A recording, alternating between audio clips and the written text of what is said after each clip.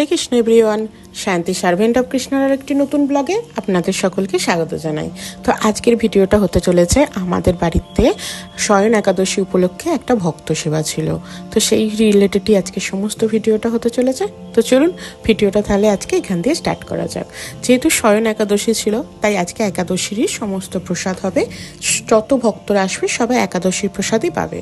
তো সেই কারণে মাতাজি, নমিতা মাতাজি আমাদের এই ভক্ত আর আমার মা দুজনে মিলে বসে পড়েছে সমস্ত সবজি আমান্য করতে। প্রথমে কুমড়ো, আলু আর পেঁপে আমান্য করে নিচ্ছে, ওটা দিয়ে হবে একটা সবজি, আর হবে ফুলকপি আলুর একটা রসা। একাদশীতে যেহেতু অন্ন বা রুটি পরোটার মধ্যে কোনো কিছুই আমরা কেউ পাই না, মানে পঞ্চশস্য কেউ আমরা গ্রহণ করি না, সেহেতু একাদশীর দিন একাদশী প্রসাদই হবে এবং সমস্ত ভক্তরা সেটাই পাবে। তো এইখানে আলু আর পেঁপে আর কুমড়োটা আমান্য করা হয়ে গিয়েছিল, আর আমি বসেছিলাম ফুলকপিগুলোকে আমান্য করতে। এই সময়ের ফুলকপি একটু পোকা পোকা ছিল, আর একাদশীর দিন যেহেতু সেহেতু খুব পরিষ্কার করে একদম ফুলকপিটাকে আমান্য করতে হবে, তাই আমি মা দুজনে মিলে ফুলকপিটা আমান্য করে নিচ্ছিলাম। তো মাতাজি আজকে দুটো রসা বানাবে আর আমি বানাবো পরমান্ন, সাবুর পরমান্ন। তো ফুলকপিটাকে প্রথমে ভালো করে আমান্য করে নিয়েছি, ছোট ছোট করে সাইজ করে। তারপরে সিন্ধুক লবণ দিয়ে আমি ফুলকপিটাকে কিছুক্ষণ ভিজিয়ে রাখবো, যদি আরও কিছু পোকারে থাকে সমস্তটা বেরিয়ে যায়, কারণ এই সময়ের ফুলকপিতে একটু পোকা থাকে, আর একাদশীর দিন খুব ভালো করে কিন্তু ফুলকপিটাকে পরিষ্কার করে নিতে হবে। তো এদিকে আমি আর মা ফুলকপিটা রেডি করছিলাম, আর এইদিকে দেখুন মাতাজি একদম প্রথমে পেঁপেটাকে ভালো করে একটু ভেজে নিচ্ছে, তারপরে কুমড়ো আলু ভেজে কুমড়ো আলু পেঁপে দিয়ে একটা রসা বানানো হবে। একাদশীতে ভক্তরা যা প্রসাদ পায় সেই অনুযায়ী প্রসাদ আমাদের বাড়িতে সেদিনকে রন্ধন হয়েছিল। তারপরে তেল দিয়ে কুমড়ো আর আলু দিয়ে ভালো করে একদম নেড়ে নিয়ে সুন্দর করে একদম মাতাজি কিন্তু সেদিনকে সবজিগুলো বানাচ্ছিল। যেহেতু অনেকটা সেদিনকে ভক্তদের আগমন ছিল সেদিনকে আমাদের বাড়িতে, সেহেতু সেই অনুযায়ী সমস্ত প্রসাদ রেডি হচ্ছিল। তাই মাতাজি দুটো পারে, মানে প্রথমে পেঁপে ভেজে নিচ্ছিল, তারপরে কুমড়ো আলু এই ধরনের ভেজে নিচ্ছিল। তো আমি একদম দুটো জায়গায় ফুলকপিটাকে সুন্দর করে একদম রেডি করে নিয়েছি, ভালো করে একদম পরিষ্কার করে নিয়েছিলাম। তারপরে এখন হচ্ছে ফুলকপি আর রসা। তো কুমড়ো আলু যে পেঁপের রসা সেটাও হয়ে গেছে, ফুলকপির রসাটা ওইদিকে হচ্ছে, আর আমি এদিকে বানাবো যে সাবুর পরমান্ন। তো এখানে নিয়েছে 1 কিলোর মতন জেকে সাবু। মা একদম শুকনো শুকনো করে ভিজিয়ে রেখেছিল, এই যে দেখুন একদম জল নেই, মা খুব সুন্দর টেকনিকে একদম সাবুটাকে ভেজায়।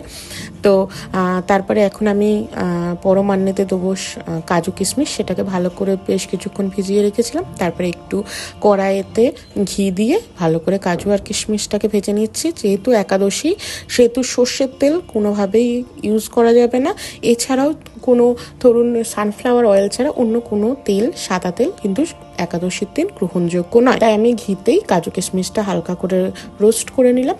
এখন আমি বানাচ্ছি আমুল দুধ দিয়ে পায়েস, পরমান্ন বলতে পারেন। তো সাবুর পরমান্ন হচ্ছে, তাই আমি আমুল যে স্প্রে সেটা নিয়েছি, ওটা খুব ভালো হয়। তো সেই কারণে আমি আমুল স্প্রেটা নিয়ে তার মধ্যে এলাচ দিয়ে দিয়েছি। আর আজকে মিছরির পরমান্ন করছি, তাই মিছরিটাকে গলার জন্য আগে দিয়ে দিয়েছিলাম, আর ওপর থেকে সাবুটা দিয়ে দিয়েছি। দিয়ে ভালো করে একদম নাড়তে থাকবো, না নাড়লে কিন্তু নিচে একটা বসে যাওয়ার প্রবণতা থাকে। একই সাবু, তার উপর মিছরি আসে, তাই যতক্ষণ না মিছরিটা গলছে ততক্ষণ পর্যন্ত ভালো করে নাড়তে হবে। আর সাবুটা যেহেতু ভালো করেই ভেজানো ছিল, তাই খুব একটা বেশি সময় লাগবে না, মিছরিটা করলে গেলেই কিন্তু সাবুর পরমান্ন রেডি হয়ে যাবে।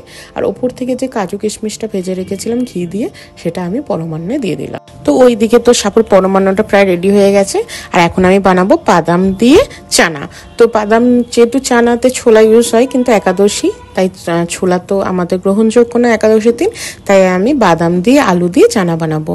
তো বাদামটাকে প্রায় 10 থেকে 15টার মতন সিটি দিয়ে দেওয়া হয়েছে এবং আগের দিন রাত্রের থেকে ভেজানো ছিল। তারপর আলুগুলোকে সুন্দর করে প্রেসার কুকারে সেদ্ধ করে নেওয়া হয়েছে, একদম গোটা গোটা খোলা সমেত।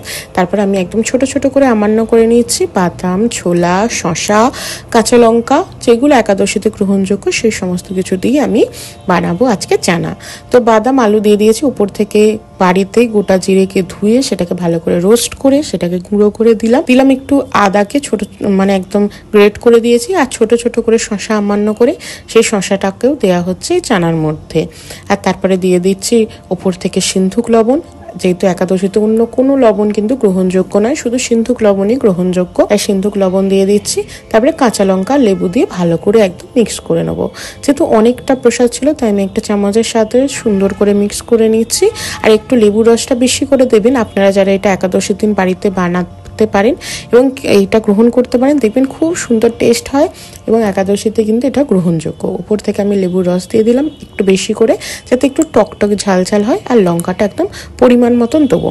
এখানে মাতাজি ওপরে একদম রন্ধন হয়ে গেছে ফুলকপি কুমড়ো, এখানে লঙ্কাগুলোকে ছোট ছোট করে আমান্য করে দিচ্ছে। আমি সেটাই এখন চানার মধ্যে দিয়ে ভালো করে একদম মিক্স করে রেখে দেবো। তো এইদিকে চানাটা হয়ে যাক, আর ওইদিকে একটু বড় মান্যটাকে আরেকবার আমি বন্ধ করে দিয়েছি গ্যাস, তবু আরেকবার নাড়িয়ে নিলাম যদি নিচের দিকটাতে যাতে না বসে যায়। সাবু আরও দুধ এবং জলের সাথে ফুলে অনেকটা বড় বড় হয়ে গিয়েছিল। আপনারা যারা একাদশী করেন তারা যে কে সাবু দিয়ে বড় মান্য বানাতে পারেন, দেখবেন খুব সুস্বাদু হয় এবং সাবুর দানাটা ভীষণ বড় বড় একদম বুঁদের মতন সাইজ হয়ে যায়। তো সমস্ত কিছু রন্ধন হয়ে গেছে, যেইগুলো রন্ধন করা ছিল। এখন মা রেডি করে নিচ্ছে কাঁঠাল। তো দুটো বড় বড় কাঁঠাল এনেছিল বাবা, তো একাদশীর দিন কাঁঠালটাকে সুন্দর করে আমান্য করে নিচ্ছে। সমস্ত ভক্তদের আসতে আরও কিছুটা সময় বাকি ছিল, যেহেতু সন্ধ্যাবেলা আমাদের বাড়িতে নামহট্ট ছিল একাদশী উপলক্ষে, তাই সন্ধ্যের আগেই সমস্ত কিছু আমরা রেডি করে নিয়েছিলাম। তারপরে একে একে সমস্ত ভক্তরা চলে আসছে। আজকে আমাদের পাঠ দেবেন এবং সমস্ত কিছুর দায়িত্বে আছেন আমাদের এই পাকনান ইস্কন ভক্তদের মধ্যে পালপ্রভু। উনি সমস্ত আজকে ভগবত পাঠ এবং সমস্ত একাদশী রিলেটেড পাঠ দেবে। তো চলুন এখন প্রথমে বৃন্দা দেবীর আরতি শুরু হোক। আপনারা সবাই বৃন্দা দেবীর আরতি দর্শন এবং শ্রবণ করুন।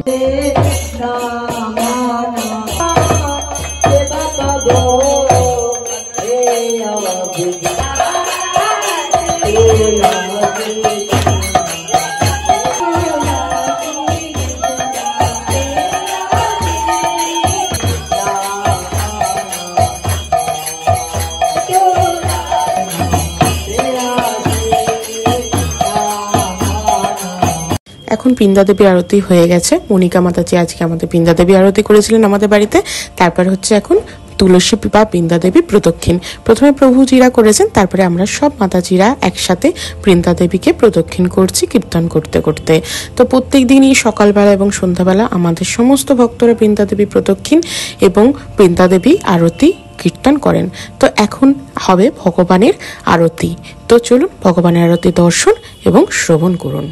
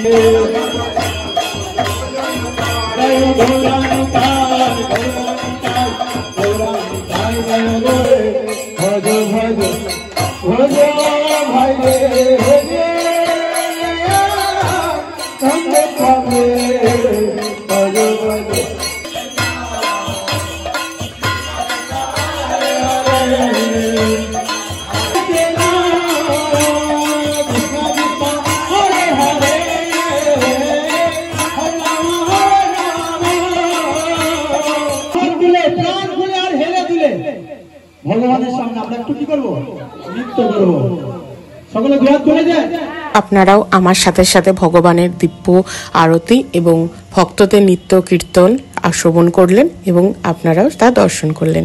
এই প্রত্যেক দিন প্রত্যেকটা নামহট্টে কিন্তু এত সুন্দর করে সমস্ত ভক্তরা মাতাজি প্রভুরা আসেন, এত সুন্দর করে হরিনাম সংকীর্তন করেন, ভগবানের আরতি করেন। তো প্রথমে মনিকা মাতাজি বৃন্দা দেবী আরতি করেছিলেন এবং তারপর বাবলু প্রভু আমাদেরই ইস্কন নামহট্টেরই সিনিয়র ভক্ত, উনি করেছিলেন আরতি, ভগবানের আরতি। আর তারপরে এই পালপ্রভু, ইনিও সিনিয়র ভক্ত আমাদের সবার থেকে, খুবই বড় ভক্ত, ওনারা আজ এখন পাঠ দেবেন। তো প্রথমে আর একজনের কথা বলি, তিনি হচ্ছেন রাকেশ প্রভু। তিনিও আমাদের বাগনান নামহট্টের খুব বড় সিনিয়র ভক্ত। উনি সমস্ত জায়গায় গিয়ে সুন্দর করে কীর্তন করেন।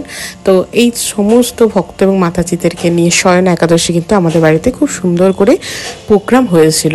তো আপনারাও যারা চান যে ছোট করে আপনাদের এলাকাতে এরকম সুন্দর করে সমস্ত ভক্তদেরকে নিয়ে নামহট্ট বা একাদশী বা যে কোনো দিন ভক্ত সেবা দিতে চান, আপনারা কিন্তু খুব সুন্দর করে আপনাদের বাড়িতে করতে পারেন। এতে কিন্তু ভগবানের আপনারা কৃপা লাভ করতে পারেন। তো ওপরে তো পালপ্রভু ভগবত পাঠ দিচ্ছিলেন, 8টা বেজে গিয়েছিল। তাই আমি, মা এবং আমার প্রভু চলে এসেছিলাম ভগবানের ভোগ নিবেদন করার জন্য, ভগবানের ভোগের থালা সাজানোর জন্য।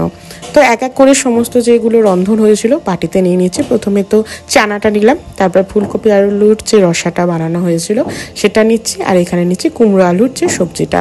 কুমড়ো আলুর সবজিটা খুব সুন্দর করে মাতাজি করেছিল।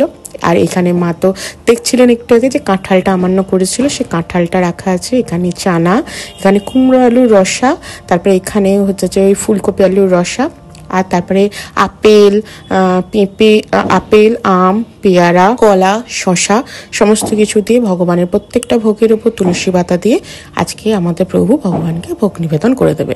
তো সমস্ত কিছুই তো দেখালাম, কিন্তু ভগবান দর্শন করানো হয়নি। তো চলুন এখন আপনাদেরকে সুন্দর করে ভগবান দর্শন করিয়ে দিই। এটা আমার মায়ের মন্দির। তো নিচে আছে গুরু পরম্পরা, তারপর আমার ছোট্ট লাড্ডু গোপাল, এবং তারপরে আছে দুদিকে পঞ্চতত্ত্ব ভগবান, নৃসিংহ ভগবান, এবং সামনে আছে জগন্নাথ বলরাম সুভদ্রা মহারানীর বিগ্রহ, আর তার উপরে আছে রাধা মাধবের বিগ্রহ। তো এখন আমাদের প্রভুই ভগবানকে ভোগ নিবেদন করে সমস্ত প্রসাদ ভগবানের প্রসাদে করে তারপর সমস্ত ভক্তদেরকে একাদশী প্রসাদ দেয়া হবে। তো এইদিকে আমার প্রভু ভগবানকে ভোগ নিবেদন করে দিচ্ছে, আর উপরে তো বললাম যে সুন্দর করে কীর্তন পাঠ চলছে। তো এখানে সমস্ত প্রভু মাতাজিরা সবাই বসে এখন পাঠ শুনছেন। একাদশীর দিন ভগবত পাঠ শ্রবণ এবং ভগবত পাঠ করা কিন্তু খুবই খুবই কল্যাণের একটা ব্যাপার। তাই আপনারা যারা পারছেন না কোনো সেবায় যেতে, ভক্ত সেবায়, তারা কিন্তু বাড়িতেও ভগবত এবং গীতা পাঠ করতে পারেন। বিশেষ করে একাদশীর দিন তো করবেনই, তাতে কিন্তু আপনারা ভগবানের কৃপা আশীর্বাদ লাভ করতে পারেন। তো হয়ে গিয়েছিল আমাদের প্রভুর পাঠ দেয়া। তারপরে এখন আমি সমস্ত প্রসাদগুলো একটা ছোট ছোট পাত্রে তুলে দিচ্ছি, যাতে পরিবেশন করতে সুবিধা হয়। এক এক করে একাদশীর দিন যেহেতু প্রচুর কিছু রন্ধন হয়েছিল না, জাস্ট 2টো সবজি, পরমান্ন আর চানা হয়েছিল, সেইগুলোই আমি এক বড় বড় জায়গা থেকে ছোট ছোট জায়গাতে ট্রান্সফার করে দিয়েছি, যাতে প্রভু বা যারা পরিবেশন করবে তাদের দিতে খুব সুবিধা হয়। তো আমি এখানে সমস্ত কিছু রেডি করে নিচ্ছিলাম, আর ওইদিকে সমস্ত ভক্তরা পাঠ হয়ে যাওয়ার পর কিন্তু বসে পড়েছিল প্রসাদ পেতে। আর এই একাদশীর দিন এত সুন্দর, এত ভালো ভালো শুদ্ধ বৈষ্ণবদের বাড়িতে আগমনে আমাদের কিন্তু খুবই ভালো লেগেছিল। তারপরে এই যে দেখুন সবাই একদম লাইন দিয়ে বসে পড়েছে প্রসাদ পাওয়ার জন্য। এবার আমার প্রভু এবং কয়েকজন প্রভু মিলে প্রসাদ পরিবেশন করে দেবে। সেদিনকে মোটামুটি আমাদের বাড়িতে 50 থেকে 60 জন ভক্তের আগমন হয়েছিল। খুব ভালো লেগেছিল। ইচ্ছা আছে আবার যদি ভগবান কোনোদিন সুযোগ সুবিধা দেয়, গুরু মহারাজ যদি কৃপা করেন, তাহলে আবার খুব তাড়াতাড়ির মধ্যে আপনাদের সাথে আবার বৈষ্ণব সেবার আরও ভিডিও আপনাদের সাথে শেয়ার করতে পারবো।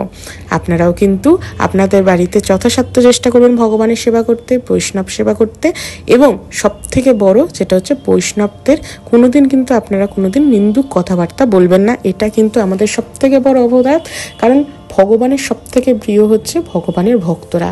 আর সমস্ত বৈষ্ণবরা তারা চেষ্টা করে নিজের যথাসাধ্য মতন ভগবানের সেবা করতে। তাই আপনাদের উচিত ভগবানের সেবার সাথে সাথে শুদ্ধ বৈষ্ণবদের কিন্তু খুবই সুন্দর করে সম্মান করা। তো এখানে বাবলু প্রভু থেকে আরম্ভ করে সমস্ত ভক্তরা বসে পড়েছিলেন, সবাই পরিবেশন করে দিচ্ছিলেন। আমাদের তো সেদিনকে খুব আনন্দ হয়েছে যে এত ভক্ত আমাদের বাড়িতে সেদিনকে আগমন হয়েছিল। আমার খুব ভালো লেগেছে। তারপরে সবার জন্য একটা করে গোটা গোটা কলা ছিল, সেটা মা দিয়ে দিচ্ছে, আর ফল ছিল সেটাই দিয়ে দিচ্ছে। তো আরও পাড়ার আমাদের কিছু ভক্তরা সেদিনকে পরিবেশন করে দিয়েছে, আমন্ত্রিত ছিল। আর রাকেশ প্রভু যিনি কীর্তন করলেন, পাঠটির সমস্ত আরতির ওখানে কীর্তন করলেন, তিনি এখন সবাইকে পরিবেশন করে দিচ্ছেন, আর তারপর নিজে প্রসাদ পাবেন। তো এই ছিল আমার আজকের একাদশী, শয়ন একাদশীর ভিডিও। কেমন লাগলো অবশ্যই কমেন্ট করে জানাবেন। ভালো লাগলে একটা লাইক করে দেবেন, আর যারা এখনো সাবস্ক্রাইব করেনি প্লিজ সাবস্ক্রাইব করে দেবেন। দেখা হবে নতুন আরেকটা ভিডিও নিয়ে। হরে কৃষ্ণ।